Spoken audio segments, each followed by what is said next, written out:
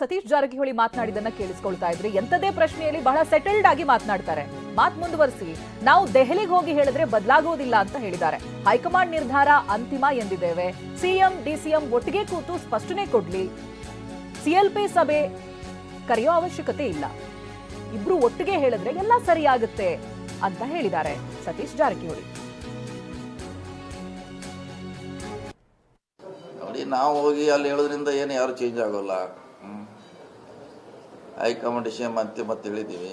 ಈಗ ಯಾರು ನಾವು ಹೋಗಿ ಯಾರ ಪರವಾಗಿ ಹೇಳಿದ್ರು ಅದಾಗೋಲ್ಲ, ವಿರೋಧವಾಗಿ ಹೇಳಿದ್ರು ಅದಾಗೋಲ್ಲ. ಅಂತಿಮವಾಗಿ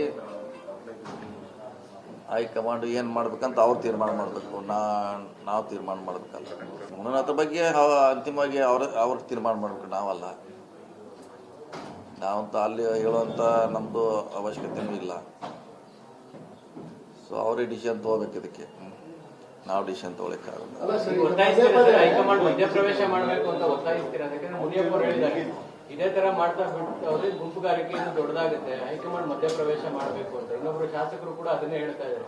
ಒಂದು ಕ್ಲಾರಿಟಿ ಕೊಡೋದು ಒಳ್ಳೇದು. ಹೈಕಮಾಂಡ್ ಇದು ಮುಂದುವರೆದ್ರೆ ಪಕ್ಷಕ್ಕೂ ಡ್ಯಾಮೇಜ್. ಪಾರ್ಟಿ ಯಾವಾಗ ಡಿಸಿಷನ್ ತಗೋತಾರೆ. ಈಗ ಅವ್ರು ಹೇಳೋಷ್ಟು ನಾವು ದೊಡ್ಡವರಲ್ಲ. ಅವರು ಯಾವಾಗ ಏನು ಹೇಳಬೇಕು ಸಂದೇಶ ಕೊಟ್ಟೆ ಕೊಡ್ತಾರೆ. ಕಾದ್ ನೋಡೋಣ. ಅದು ಅವ್ರ ಜವಾಬ್ದಾರಿ. ಇದು ಸಿಎಲ್ಪಿ ಕರೆದೇನು ಅವಶ್ಯಕತೆ ಇಲ್ಲ. ಹಂಗೆ ಜನರಲ್ ಆಗಿ ಇಬ್ರು ಕೂಡಿ ಹೇಳಿದ್ರೆ ಮುಗಿತೈತಿ, ಇಲ್ಲೇ ಮುಗಿತೈತಿ. ಸ್ವಾಭಾವಿಕ ರಾಜಕಾರಣಿ ಇದ್ದಲ್ಲಿ ಅದಕ್ಕೆ ಅಂತಾರೆ ಪಾಲಿಟಿಕ್ಸ್ ಅಂತಾರೆ, ರಾಜಕೀಯ ಮಾಡ್ತೀವಿ ಅಂತಾರಲ್ಲ.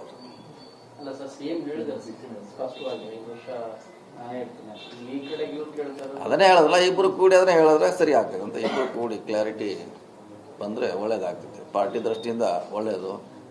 ಅಪೀಲ್ ಮಾಡ್ತೀವಿ ನಾವು. ಇನ್ನು ಡಿಕೆ ಸುರೇಶ್ ಮಾತನಾಡಿದೆಯಲ್ಲ, ಸಿಎಂ ಕೊಟ್ಟು ಮಾತು ತಪ್ಪೋದಿಲ್ಲ, ಅವ್ರು ಹಿರಿಯರಿದ್ದಾರೆ ಅಂತೆಲ್ಲ ಹೇಳಿದ್ರು. ಈ ಮಾತಿಗೆ ಸತೀಶ್ ಪ್ರತಿಕ್ರಿಯೆ ಕೊಟ್ಟಿದ್ದಾರೆ. ಸಿದ್ದರಾಮಯ್ಯ 3-4 ಬಾರಿ ಉತ್ತರ ಕೊಟ್ಟಿದ್ದಾರೆ. ನಿನ್ನೆ ಚಾಮರಾಜನಗರದಲ್ಲಿ ಸ್ಪಷ್ಟನೆ ಕೊಟ್ಟಿದ್ದಾರೆ ಅಂತ ಸತೀಶ್ ಜಾರಕಿಹೊಳಿ ಪ್ರತಿಕ್ರಿಯೆ ಕೊಟ್ಟಿದ್ದಾರೆ. ಆ ಥರದ್ದೇನೂ ಇಲ್ಲ. ನಾನು ಹೇಳಿದ್ನಲ್ಲ, ಅವರು ನಮ್ಮ ಮುಖ್ಯಮಂತ್ರಿಗಳ ಜೊತೆ ನಾವು ಅನೇಕ ವಿಚಾರಗಳನ್ನು ಮಾತನಾಡ್ತೀವಿ.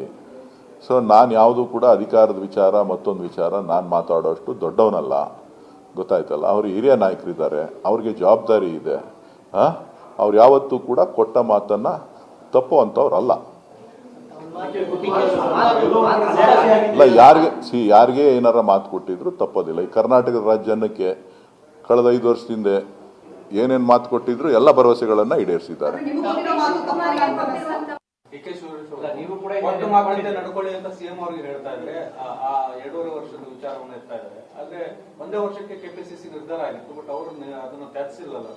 ಇದನ್ನ ನೀವು ಸಿಎಂ ಅವ್ರು ಕೇಳಿದ್ರು. ನಿನ್ನ ಚಾಮರಾಜನಗರದಲ್ಲಿ ಹೇಳಿದ್ದಾರೆ, ಇದಕ್ಕೆ ಉತ್ತರ ಹೇಳಿದ್ದಾರೆ. 3-4 ಸಾರಿ ಅವ್ರು ಉತ್ತರ ಹೇಳಿದ್ದಾರೆ. ಇನ್ನು ನಾವು ಅವ್ರ ಪರವಾಗಿ ಹೇಳಲಿಕ್ಕೆ ನನಗೆ ಅಸಾಧ್ಯ, ಹೇಳೋದಕ್ಕೆ ಕಷ್ಟ. ನಡ್ಕೊಳ್ಳಿ ಅಂತ ಸಿಎಂ ಅವರಿಗೆ ಹೇಳ್ತಾ ಇದ್ರೆ, ಆ 2.5 ವರ್ಷದ ವಿಚಾರವನ್ನು ಎತ್ತಾ